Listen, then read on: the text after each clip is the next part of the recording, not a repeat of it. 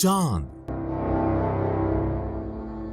पूरी दुनिया जहां जाने की कोशिश कर रही है वो है चांद। एक के बाद एक, अमेरिका हो, रूस हो, चीन हो या फिर अब भारत, हर देश चांद पर जाना चाहता है। लेकिन आपने कभी सोचा है कि आखिर चंद्रमा की दुनिया कैसी है? चांद पर मिट्टी है या पत्थर, समुद्र हैं या नदियां, पहाड़ हैं या रेत के मैदान, पानी है या बर्फ? तो चलिए दोस्तों, अगले 10 मिनट में ले चलते हैं आपको चांद की सैर पर। तो चलिए शुरू करते हैं अपने चांद के सफर को। धरती से चांद की दूरी 3,84,000 किलोमीटर है। पृथ्वी से चांद तक पहुंचने में सबसे कम समय 4 दिन अमेरिका को लगा है। अगर ये मानकर चलें कि हम अमेरिकी स्पेसक्राफ्ट में बैठकर चांद पर जा रहे हैं, तो हमें वहां पहुंचने में 4 दिन का समय लगेगा। 4 दिन बाद हम चांद की जमीन पर होंगे। चांद की जमीन पर उतरने के बाद जो हमें सबसे पहले दिखेगा वो है चांद की जमीन।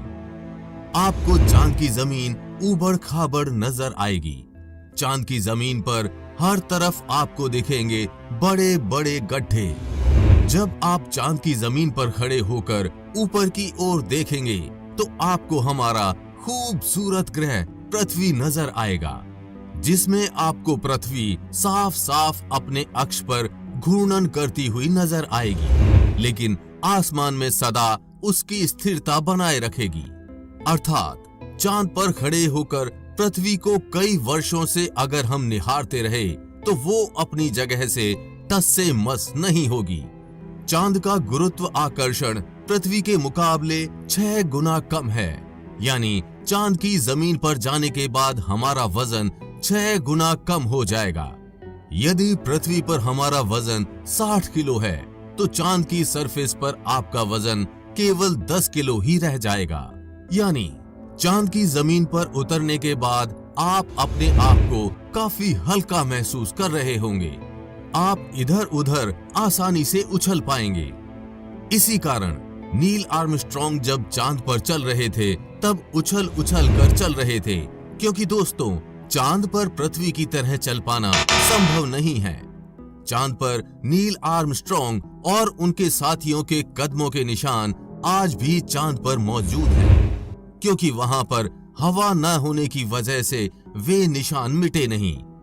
फिर थोड़ा चलने के बाद जब आप चांद पर इधर उधर देखोगे तो आपको बहुत सारा कचरा, बैग, पेपर, बहुत कुछ क्षतिग्रस्त सैटेलाइट्स और यान मिलेंगे। ये सारा कचरा हम इंसानों ने फैलाया है। ये कचरा इतना ज्यादा है कि 5 ट्रक भर सकते हैं। चांद पर कचरा, बैग, पेपर अंतरिक्ष यात्रियों ने फेंके थे, जिसमें उनकी मल मूत्र और उल्टियां हैं। अब आप चांद की जमीन पर खड़े हैं तो आपको सबसे ज्यादा खतरा आसमानी मौत का है। जी हां, आसमान से आने वाली मौत। चांद का गुरुत्व आकर्षण कम होने की वजह से इसके पास कोई भी वायुमंडल मौजूद नहीं है। वायुमंडल की नामौजूदगी वहां पर रहने वालों के लिए उल्का पिंड जैसे खतरे का डर लगातार बना रहता है। यानी आप चांद पर खड़े हैं और पता नहीं कब एक बड़ा पत्थर आसमान से उड़कर आएगा और आपकी मौत वहीं पर हो जाएगी। यही वजह है चांद पर बड़े बड़े गड्ढों की।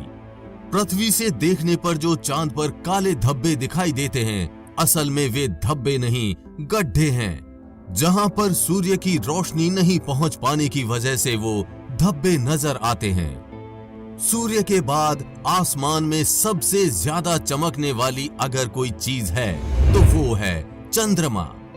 जब हम पृथ्वी के आसमान की तरफ देखते हैं तो हमें नीला दिखाई देता है, लेकिन चांद से आसमान की तरफ देखते हैं तो हमें नीला नहीं बल्कि काला दिखाई देता है। यानी आप जब भी ऊपर आसमान की तरफ देखेंगे तो आपको लगेगा कि आप काले आसमान की दुनिया में आ गए हैं। अब चांद पर खड़े होकर आप बहुत बोरिंग फील कर रहे हैं और हम मजाक नहीं कर रहे। अमेरिकी अंतरिक्ष एजेंसी नासा ने वर्ल्ड रिकॉर्ड में अपना नाम दर्ज करवाते हुए चांद पर वाईफाई की सुविधा उपलब्ध करा दी है, जो कि 19 Mbps तक इंटरनेट स्पीड देता है। यानी आप आराम से चांद पर इंटरनेट चलाकर अपना एंटरटेनमेंट कर सकते हैं। अब आपका मन कर रहा है इंटरनेट तो बहुत हुआ, अब चांद से मैं पृथ्वी पर अपने घर फोन करके बात करते हैं। आपने फोन मिलाया, फोन लग भी गया, लेकिन ये क्या, आप बोल रहे हैं लेकिन आपकी आवाज मुंह से बाहर नहीं आ रही है। जी हाँ, ये सच है। चांद पर आप कितना भी जोर से चिल्ला लें, आपकी आवाज मुंह से बाहर नहीं आएगी। धरती पर वायु की हमेशा हर जगह उपस्थिति रहती है, लेकिन चंद्रमा का अपना कोई वायुमंडल नहीं है, इसलिए वहां पर ध्वनि तरंगों का संचरण सामान्य रूप से संभव नहीं। यदि आप चंद्रमा पर किसी को पुकार कर बुलाना चाहेंगे तो उस तक आपकी आवाज नहीं पहुंच पाएगी। परंतु चंद्रमा पर एस्ट्रोनॉट्स प्रेशराइज्ड स्पेस सूट में रहते हैं, जिसमें ऑक्सीजन व नाइट्रोजन भरकर कृत्रिम रूप से वायुमंडलीय दबाव बनाया जाता है। इसलिए वे सूट में बात कर सकते हैं और उसमें लगे माइक्रोफोन की मदद से किसी अन्य व्यक्ति तक भी अपनी बात पहुंचा सकते हैं। इस तरह से चंद्रमा पर टेलीफोन के काम करने में तो कोई समस्या नहीं है, लेकिन आपको ध्वनि को अपने मुंह से माइक्रोफोन तक पहुंचाने के लिए किसी माध्यम जैसे वायु की आवश्यकता पड़ेगी, जो कि स्पेस सूट अथवा भविष्य में किसी हैबिटेट में ही संभव है। भविष्य में अगर चांद पर इंसानी बस्ती बनती है तो ये संभव है कि टेलीफोन से चांद पर बात की जा सकती है, लेकिन चंद्रमा से पृथ्वी तक सिग्नल पहुंचने में लगभग 1.27 सेकंड का समय लगता है। इसलिए पृथ्वी से संपर्क के दौरान आपको रुक रुक कर बात करनी पड़ेगी। अब चांद पर हमको रहना है, तो अब बात करते हैं चांद पर दिन और रात के बारे में। चांद को पृथ्वी का एक चक्कर लगाने में 27.3 दिन लग जाते हैं और अपने अक्ष पर भी एक चक्कर लगाने में इतना ही टाइम लगता है। यही वजह है कि चांद पर हमें एक बार में एक ही भाग दिखता है, दूसरा भाग छिपा रहता है। वहीं चांद पर एक दिन करीब 14 दिन का होता है, रात भी इतनी ही लंबी होती है। लिहाजा चांद की सतह पर मौजूद वस्तुओं पर रात और दिन का बहुत ज्यादा असर होता है। रात में चांद का तापमान लगभग -153 डिग्री तक गिर जाता है, जबकि दिन में तापमान 180 डिग्री सेल्सियस तक बढ़ जाता है। फिर चांद के अलग अलग हिस्सों की स्थितियां भी अलग अलग होती हैं। माना जाता है कि चांद का साउथ पोल ज्यादा ठंडा होता है। रात तो वहां पर इतनी ठंडी होती है कि पृथ्वी का कोई भी मनुष्य शायद ही उन हालात में रह पाए। बस्तियां बनाने की कल्पना तो दूर की बात है। अगर वैज्ञानिकों की माने तो चांद के साउथ पोल पर दिन में भी तापमान ज्यादा गर्म नहीं होता है, लेकिन रातें बहुत ही ठंडी होती हैं। समय गुजरने के साथ ही ये गिरता है और बर्फ जमने लगती है, जो कि यहाँ इस क्षेत्र में रहने की स्थितियों को और भी भयानक बना देती हैं। इन्हीं भयानक स्थितियों के चलते चांद पर अब तक जितने भी मिशन गए हैं वो सब उत्तरी इलाकों में गए हैं। रात में हमें जो चांद चमकता हुआ नजर आता है, लेकिन आपको जानकर काफी हैरानी होगी कि चांद की अपनी खुद की कोई रोशनी नहीं है। जो चांद पर रोशनी नजर आती है वो सूरज से आने वाली रोशनी का रिफ्लेक्शन है। यानी हमें सूरज रोशनी देना बंद कर दे तो चांद हमें कभी नजर नहीं आएगा।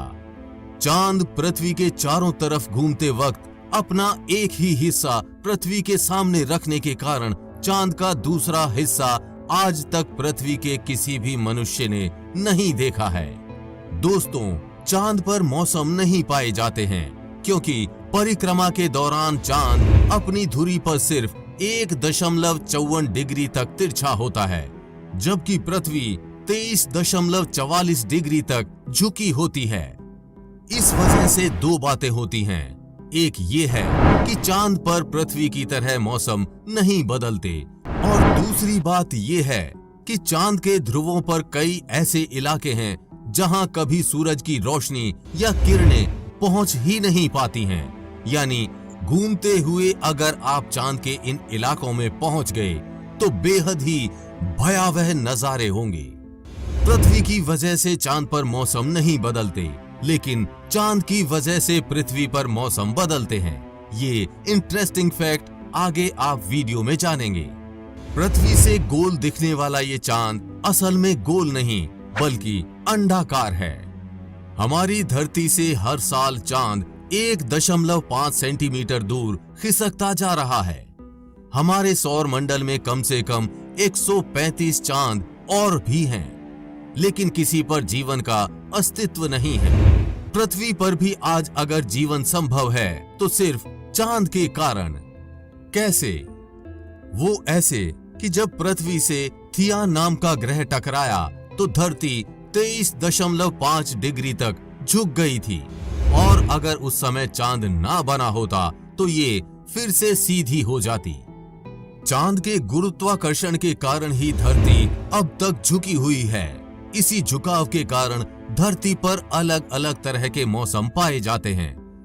यदि चांद ना होता और धरती सीधी हो जाती तो दिन और रात दोनों बराबर यानी कि 12 घंटे के होते, और दोनों ध्रुवों पर बर्फ ही बर्फ होने के साथ भूमध्य रेखा का क्षेत्र आग से झुलस रहा होता। आपको चांद का ये डरावना लेकिन जानकारियों से भरा सफर कैसा लगा? हमें कमेंट बॉक्स में लिखकर जरूर बताएं। चंद्रयान 3 पर आगे भी अपडेट्स आती रहेंगी, इसलिए अपडेटेड रहने के लिए चैनल को सब्सक्राइब करके बेल नोटिफिकेशन ऑन जरूर कर लें। जल्द मिलेंगे ऐसी ही इंफॉर्मेटिव वीडियो के साथ। तब तक के लिए बी हैप्पी, बाय बाय।